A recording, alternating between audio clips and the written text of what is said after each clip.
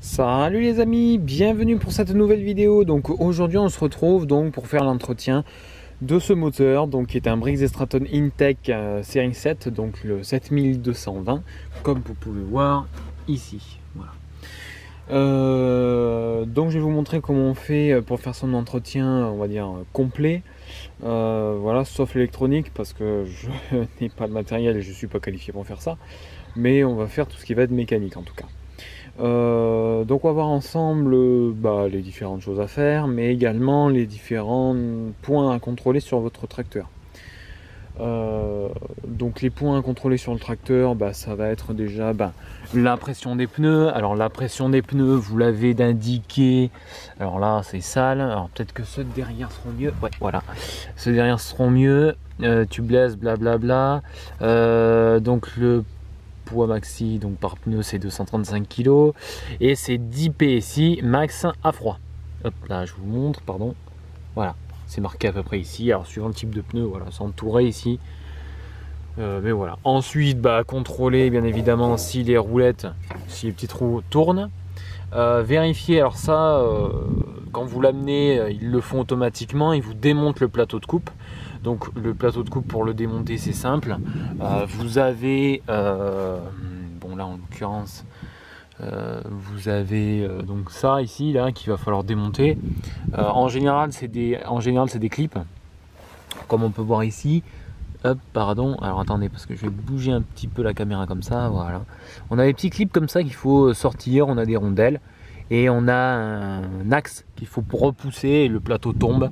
Alors il faudra également sortir les courroies qu'on voit là, les courroies, la courroie de coupe.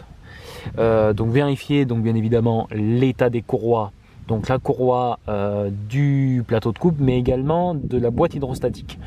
Donc la boîte hydrostatique également, il faudra vérifier son niveau. On verra ça ensemble. Donc vérifier les courroies, voilà, si elles sont pas craquelées, donc sinon il faut les changer, hein. Donc vous donnez le modèle de votre tondeuse à votre concessionnaire et il vous les donnera. Ensuite vérifier les poulies, donc les poulies c'est cette sorte de choses là où il y a la courroie qui vient s'entortiller dedans, donc les vérifier. Ici on en a également sous ce cache, donc il faut démonter. Ça je vais pas le faire, voilà, parce qu'on n'est pas là pour parler de ça, mais je vous explique un petit peu comment faire. Voilà, vous avez des poulies dedans et il va falloir, il y a également une autre courroie qui se situe dedans, donc il va falloir vérifier, mais vérifier les poulies, voir si elles tournent bien, s'il n'y a pas de bruit suspect, si elles tournent bien déjà. Voilà, mais également les poulies de la boîte hydrostatique, hein, voilà, où passe la courroie.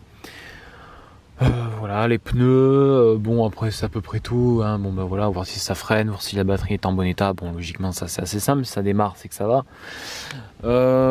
Voilà, au niveau du moteur, on va y venir. Donc tout d'abord on va commencer par faire, alors moi après, donc pour en venir au plateau de coupe et la boîte hydrostatique, enfin les poulies, les courroies, etc.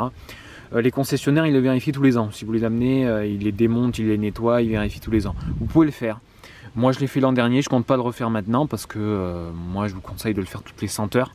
C'est largement suffisant. Le mien il a fait 50 heures depuis l'an dernier, donc il n'y a pas besoin.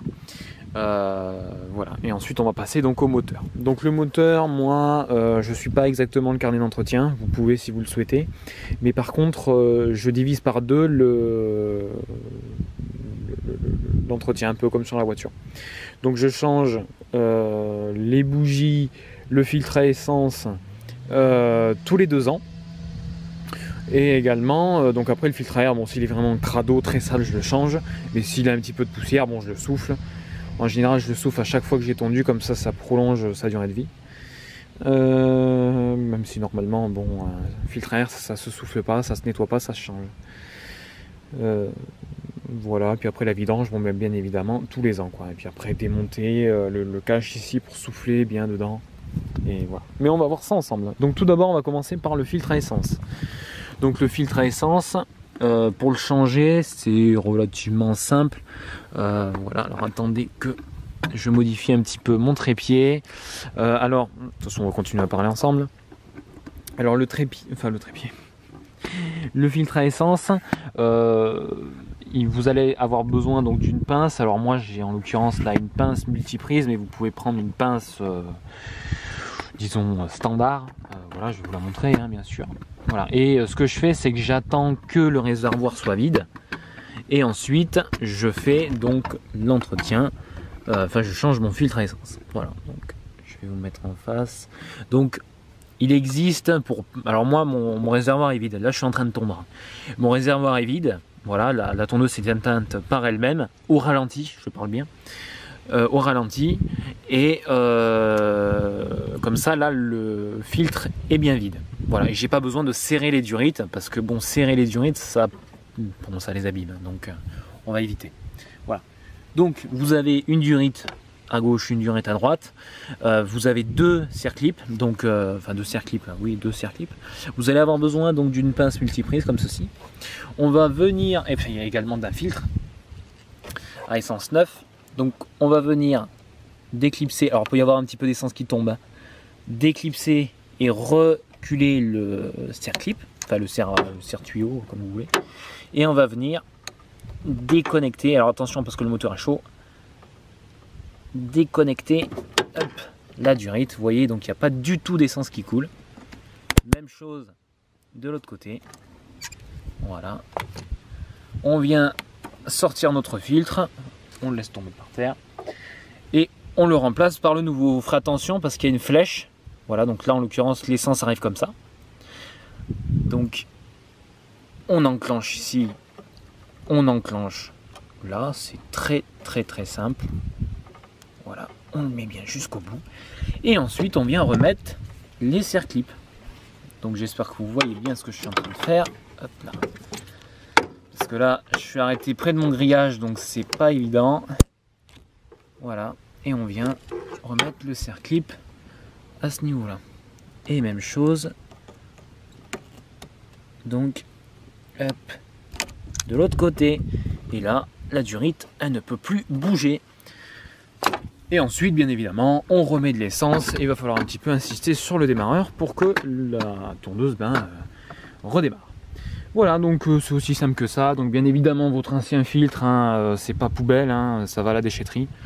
Voilà, et puis après, on se retrouve pour les étapes d'après, une fois que j'aurai fini de tondre. Allez, à tout de suite.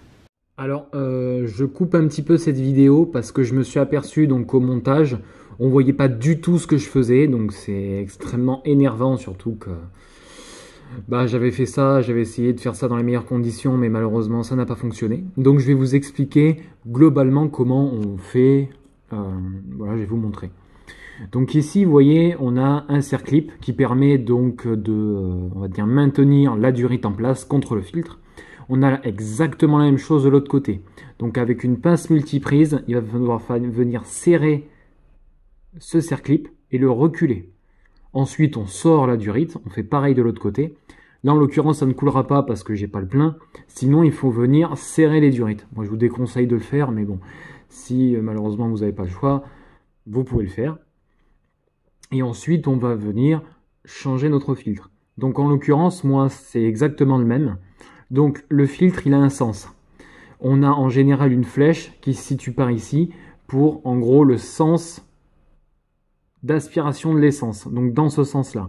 Voilà. Donc en l'occurrence, en fait c'est assez simple à voir. Là en l'occurrence il est transparent, mais en gros on a le réservoir ici, le réservoir du filtre, et on a le filtre. Donc le filtre ici il va être bouché. Voilà. Il va venir filtrer. Donc l'essence va passer dedans à l'intérieur du filtre et va être renvoyée, aspirée par la durite. Donc c'est relativement simple à comprendre, mais sinon vous suivez la flèche et puis ça devrait bien se passer. Allez les amis, je vous laisse regarder la suite. Alors, donc maintenant on va passer à la vidange. Donc j'ai enlevé le capot, mais c'est optionnel, c'est pour que vous voyez bien. Hein. Donc ce qu'il faut faire, là ici donc on a la jauge et là on a donc la vidange. Donc c'est très simple, il suffit de la prendre en bas comme ça. Moi j'ai mis un récipient ici. Voilà, donc vous voyez déjà ça commence à couler, donc bon, ça veut dire que le joint est plus très étanche, mais bon peu importe. En même temps elle vient de tondre là pendant plusieurs heures, je viens juste de l'arrêter, donc voilà, on va dire que là on est plutôt très bien. Donc protégez-vous les mains, hein. Voilà, donc là je vais zoomer un peu, voilà. Donc là ce qu'on va faire c'est très simple, c'est qu'on vient le baisser comme ça et on vient ouvrir le bouchon Et là, l'huile se met à couler. On peut le coincer là, ou peu importe. Hein. Voilà, comme ça. Bon, s'il vient devant, c'est pas grave. Et après, une fois qu'on a fait ça, on vient ouvrir donc la jauge, tout simplement. Et c'est tout. Donc je l'ai calé ici, là, le bidon. Alors attendez que vous voyez bien quand même, parce que je sais pas. Voilà, on va dézoomer. Alors, je suis en train de zoomer, bien sûr. Voilà. Donc le bidon, je l'ai mis ici parce que c'est chaud. Parce que sinon, là, ici, il rentre pas et c'est un petit peu la galère. Tout simplement. Alors n'hésitez pas à accrocher un bout de ficelle là, ici, pour le tenir vers le bas, parce qu'il ne tient pas vers le bas. Voilà, et c'est sans doute ce que je vais faire juste après. Hein. Voilà. Vous l'accrochez là par derrière. Vous faites passer une ficelle là où j'ai mon doigt là. Voilà, et vous pouvez l'accrocher à la roue là qui est ici. Comme ça, ça le tient vers le bas.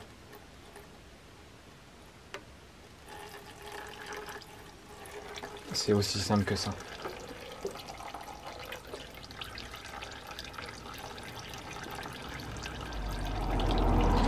Voilà, donc écoutez les amis, j'accroche ça et on se retrouve après pour s'occuper. Donc ça sera les bougies avant le filtre à huile. Allez, à tout de suite. Donc voilà, vous voyez, je l'ai accroché. Alors attendez, je vais peut-être vous mettre de ce côté-là. Comme ça, vous allez mieux voir. Voilà, donc je l'ai accroché ici, là. Vous pouvez voir, comme ça, ça coule tranquillement. Alors maintenant, on va s'occuper donc des bougies. Donc je vais vous montrer pour une. Puis après, bah, l'autre côté, hein, c'est pareil. Donc ici on a l'antiparasite, donc il faut toujours faire ça quand le moteur est chaud. C'est conseillé de le faire quand le moteur est chaud, voilà, que les pièces ont pris leur place. Voilà, donc je vais vous montrer, c'est très simple, d'ailleurs c'est un petit peu sale. Voilà, souffle un petit coup. Donc là, ce qu'il nous faut, super, j'ai perdu ma douille. Ah non, elle est là. Donc il va vous falloir... Alors, moi je le fais avec ça, mais il y en a beaucoup qui ne le font pas. Donc moi j'utilise donc une douille longue avec un cliquet. Donc on vient, bah, bien sûr, le mettre au fond. Alors attendez que je recule peut-être un petit peu ça pour voir mieux. Bon voilà, vous voyez le cliquet. Et ensuite, bah, il n'y a plus qu'à dévisser. Et une fois qu'on a fini le premier, on vient tout simplement dévisser ce qui reste. Voilà. Donc c'est des douilles, enfin c'est des bougies qui ont un culot relativement long. Voilà, donc là elle est quand même assez sale, donc bon, ça ne lui fera pas de mal d'être changée. Alors ensuite il y a une autre petite chose que vous pouvez faire.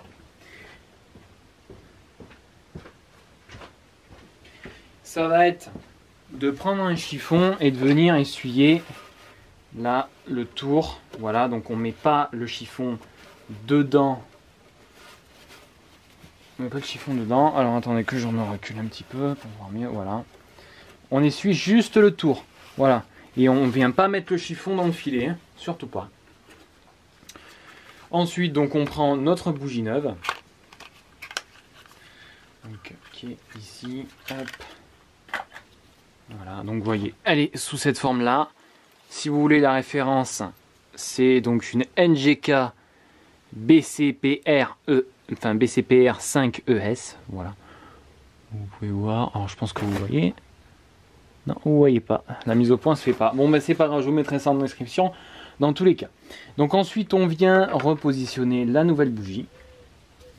On vient commencer par la serrer donc à la main. Si jamais c'est trop chaud, vous pouvez le faire avec la douille, mais pas avec le cliquet. Voilà, donc là on est au bout. Ensuite, on vient prendre notre douille. Alors moi je le fais avec une clé dynamométrique. Le couple, c'est 24 Nm. Donc on vient enclencher notre clé. Et ensuite on vient tout simplement serrer. Jusqu'à entendre le clic. Voilà. Donc là le serrage est fait. ce que vous pouvez faire, c'est soit passer un petit coup de soufflette dans l'antiparasite, soit souffler. Après, vous pouvez passer également le petit chiffon, le tortillon là, comme ça. Voilà, et vous pouvez le passer dedans, là, comme ça. Voilà, et souffler. Et ensuite, on vient tout simplement le reconnecter jusqu'au clic. Voilà, donc c'est une opération qui est maintenant terminée. Il ne reste plus que l'autre côté à faire. C'est exactement la même opération. On se retrouve juste après pour le changement du filtre à huile. Donc là, je viens de terminer donc l'autre côté. Donc, alors après, si vous le souhaitez, que vous ne les démontez pas souvent, vous pouvez y mettre un petit peu de graisse cuivrée sur le filet. Voilà, j'ai certaines vidéos qui expliquent ça, notamment les changements de bougie de voiture. Voilà, donc c'est pas du tout obligatoire, mais vous pouvez le faire. Moi, je le fais pas parce que j'y change relativement régulièrement. Donc, bah voilà, vous n'avez pas besoin. Donc, on se retrouve juste après pour le changement, le remplacement du filtre à huile. Voilà, donc là, comme on peut voir, bah ça y est, hein, l'huile a fini de s'écouler, donc j'ai pas encore fait le filtre, hein, on va y passer après, même si ça fait au moins 3 fois que je dis que ça va être le filtre. Voilà, donc là, ben après, il n'y a plus qu'à prendre le chiffon que j'ai mis, je sais pas où. Voilà. Donc, il n'y a plus qu'à... Eh ben, déjà, on va défaire la petite corde que j'ai faite derrière. Voilà, donc c'est un tout con, hein. Voilà, parce qu'il y a pas mal de... Sinon, le tuyau ne tient pas vers le bas. Hop, voilà, donc là, bah, il n'y a plus qu'à essuyer. Alors après, on vient essuyer le capuchon. On vient essuyer là. Voilà. Hop, voilà, ça on vient de mettre comme ça. Alors après, il y a une autre technique. Qui est de prendre donc le nettoyant frein et de venir asperger pour bien dégraisser le bouchon. Et puis ensuite, on vient tout simplement essuyer. Voilà. Et ça, c'est fait. Allez, on passe de l'autre côté. Alors attendez, juste avant. Hop, voilà, que vous voyez bien. Donc là, bah, c'est en sens inverse. Ici, on a un petit taquet là, comme on peut voir, hein, là jusqu'en bas. Et on vient tout simplement reclipser. Voilà. La petite durite. Allez, on se retrouve de l'autre côté pour faire le filtre. Donc nous voilà avec le filtre, donc il est juste là, vous voyez, donc là le filtre à essence. Donc le filtre à essence, voilà, hein, comme vous avez pu voir tout à l'heure, pour son changement, pardon. Donc normalement, si le filtre il a été bien mis, on est censé pouvoir le dévisser à la main. Allez, alors là, j'ai les mains qui glissent peut-être un petit peu, et il y a un petit peu de poussière dessus. Ouais. Ah non, c'est pas possible. Donc là, l'outil adéquat, ça va être une clé à filtre. Voilà, donc si vous en avez pas, je mettrai le lien dans la description. Voilà, c'est un outil qui existe soit sous forme de chaîne, soit comme ça. Donc voilà, pour pas citer de marque, j'ai ce type de clé. Hop. Voilà, donc on va encore le dévisser. Voilà, donc là ça fonctionne, vissage, dévissage. Voilà, bon là normalement c'est censé passer. Voilà, on vient serrer le filtre, donc ici, parce que là on a des petites dents. Et ça va permettre de... oui, alors attendez, parce que là je le fais pas dans le bon sens, ça sera plutôt vers le haut là. Comme ça, hop. Ouais, il faut encore que je redévisse. Les aléas. Voilà, faut penser à tout, hein, sinon on n'arrive pas. Voilà, donc ça c'est juste le début, hein. Après sinon à la main... hop. Voilà. Toc.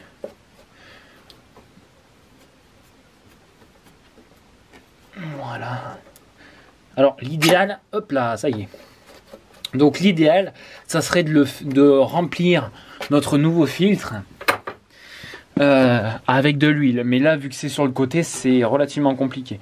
Donc il faut placer un récipient en dessous. Voilà, hein, juste en dessous, parce que normalement de l'huile va couler. Voilà. Et donc après, personnellement, je vous conseille, vous voyez, il y a un emplacement exprès pour, voilà, que l'huile coule. Donc après ça, moi je vous conseille de passer du nettoyant frein ou un dégraissant. Parce que sinon, avec l'herbe, voilà. Donc ce qui est bien, c'est que moi j'ai un petit emplacement pour poser les filtres. Voilà. Et donc ici, on va avoir l'emplacement du filtre et donc juste derrière la pompe à huile. Voilà. Donc écoutez les amis, on va laisser un petit peu tout ça s'écouler rapidement. Et puis on se retrouve juste après pour la suite. Ok, donc une fois que vous avez bien dégraissé, que vous avez nettoyé, bon là ça coule encore un tout petit peu mais c'est pas bien grave, on va changer le filtre. Donc l'autre c'était un Briggs, donc la référence du Briggs c'est je crois que c'est un C2D7 ou alors c'est 49 10 56. Voilà, c'est soit l'un soit l'autre. Voilà. Donc, moi je vais remplacer ce filtre là par un autre. Alors voilà, c'est l'équivalent. Hein. Voilà, vous l'avez là ici, donc 49 10 56, c'est ça. Ou sinon c'est un Oregon, donc 83-283, pardon.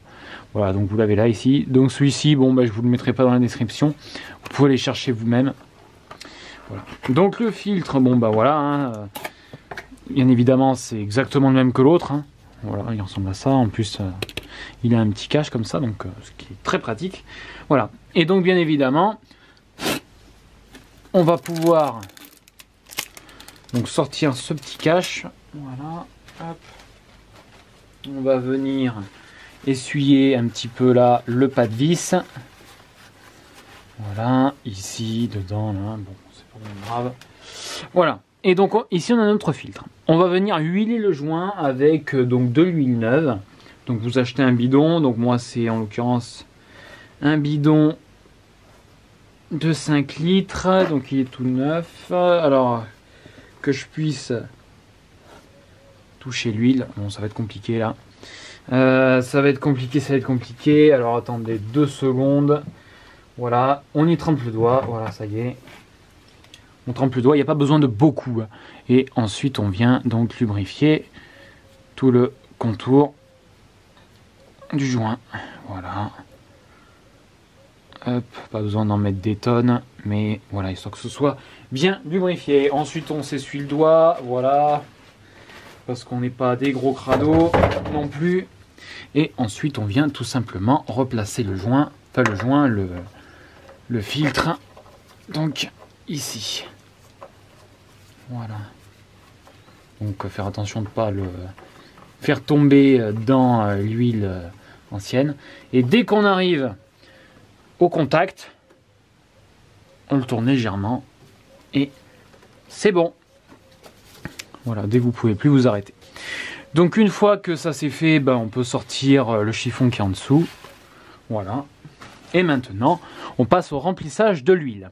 Donc l'huile, il faut environ normalement c'est 1,9 litres, mais il y en a entre 2,1 et 2,2 litres. Voilà, donc vous faites en fonction de votre machine. Voilà, donc on se retrouve juste après pour le niveau. Donc comme on peut voir, donc là je viens de faire le niveau. Donc là je suis un petit peu au-dessus du niveau max, bon, même bien au-dessus.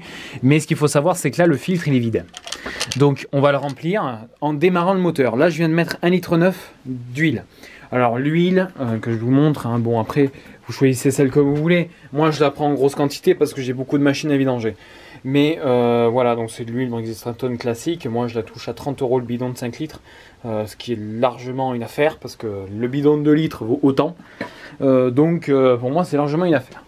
Donc là ce qu'il faut faire. Le problème qu'il va y avoir, c'est que là, la pompe à huile, concrètement, elle est vide.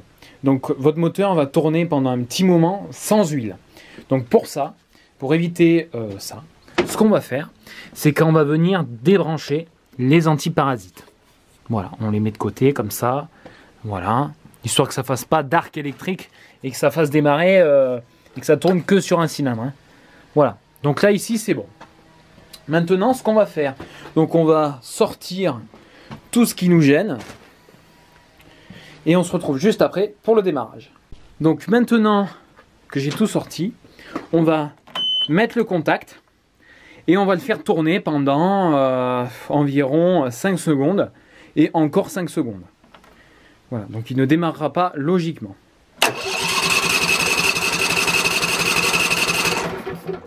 On arrête. On reprend. Voilà, on va le faire une dernière fois pour être sûr.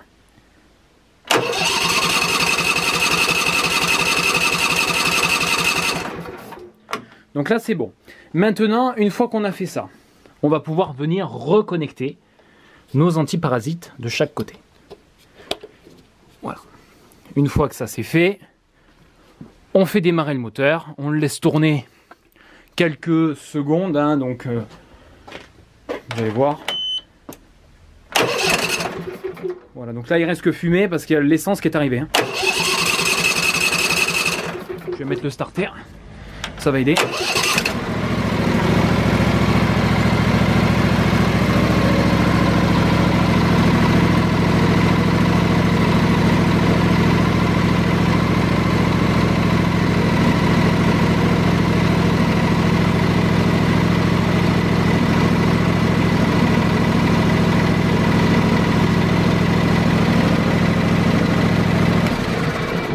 Voilà, il n'y a pas besoin de le laisser tourner très longtemps. Donc maintenant, on va laisser l'huile poser, donc environ 5 minutes. Et ensuite, on viendra lire le niveau avec la jauge et compléter si jamais il en manque. Donc on se retrouve juste après pour donc, le nettoyage de cette partie-là, mais également le filtre à air. Et ensuite, on verra comment on fait pour graisser les parties de la tondeuse. Et puis en suivant, le système hydrostatique. Allez, à tout de suite. Donc les amis, donc maintenant on va s'occuper donc de la boîte hydrostatique. Donc elle se trouve à l'arrière de la tondeuse. Donc là ici on a la goulotte là pour envoyer l'herbe dans le panier. Ici de chaque côté on va avoir 2 clips. Donc là j'ai enlevé celui-ci et on va enlever maintenant celui-là. Donc soit, alors moi il faut appuyer dessus et le tirer. Donc moi je fais ça à l'aide d'un tournevis. C'est plus facile. Ça va me faire mentir parce qu'à la main des fois, ouais voilà ça y est, à la main des fois c'est pas toujours évident. Voilà. Alors maintenant on va sortir donc la goulotte. Voilà, donc pour la sortir on la tire. Voilà, je vais vous mettre juste un petit peu sur le côté. Voilà, hop. Donc là, comme je vous l'avais dit, la tondeuse je viens de la nettoyer, enfin je viens de m'en servir, pardon. Ce qui fait qu'elle est un petit peu sale. Donc comme vous pouvez voir ici par dessus, donc on a la boîte hydrostatique. Voilà, donc on peut voir donc la courroie, ici les poulies, il y en a une là et après plus loin devant, mais également une là. Avec ici les palettes donc du ventilateur qui va permettre de refroidir la boîte. Voilà. La boîte, elle est composée d'un réservoir, le réservoir qui est ici. Donc ça va être très simple. Là ici, il va falloir nettoyer le tour et il va falloir donc vérifier qu'il y ait bien de l'huile dans ce petit boîtier. Voilà, il faut faire attention de ne pas faire entrer de merde. Hein. C'est pour ça qu'il est conseillé plus ou moins de nettoyer avant de l'utiliser. Voilà, donc écoutez les amis, on se retrouve juste après pour voir l'intérieur. Donc nous revoilà au-dessus donc de la boîte. Donc j'ai nettoyé tout le tour. Vous voyez, donc c'est propre. Donc là ici on a un petit capuchon, donc normalement il faut le tirer. Hop. Voilà, et dedans on peut voir qu'il y a de l'huile. Voilà, c'est largement suffisant. Alors j'y vois à peine. Alors c'est peut-être parce que j'ai mon casque anti-bruit sur les oreilles. Mais on peut voir tout de même qu'il en reste un bon peu. Voilà. À mon avis, sur les côtés, il doit y avoir un mini et un maxi. Voilà, alors qu'il faut chercher. Là, il n'y a vraiment pas du tout d'accès. Ici, c'est impossible à lire parce qu'il y a juste ce truc-là, la partie du châssis. Et de ce côté, éventuellement, on peut voir. Voilà, mais sinon, en général, c'est quelque chose. Alors moi, c'est quelque chose, je m'y connais pas du tout, ça. Voilà, mais on peut voir que l'huile est quand même assez claire. Donc bon, il n'y a pas trop de problème à ce niveau-là. Par contre, s'il n'y en a plus du tout dedans, c'est qu'il y a un petit souci. Hein. Voilà, donc écoutez les amis, on va passer donc maintenant, donc bien évidemment, on vient reboucher. Voilà. J'aurais préféré quand même un bouchon qui se visse plutôt que qui se clip. Hein. Voilà, entre nous, j'aurais préféré ça. Donc maintenant, on va passer au point de graissage. Allez, c'est parti. Alors, j'interromps le tournage pour vous dire que ça va être la fin déjà de cette première vidéo. Parce que là, ça va déjà faire 30 minutes, enfin même plus que je suis en train de vous expliquer comment on fait. Donc, je trouve que ça fait déjà un peu long. Donc, ce que je vais faire, c'est qu'on va la diviser en deux parties. Là, la première va s'arrêter là. Et ensuite, il y aura la deuxième qui durera à peu près un quart d'heure. Donc, j'espère qu'elle vous aura plu. Et la deuxième va arriver d'ici très peu de temps. Allez, à plus!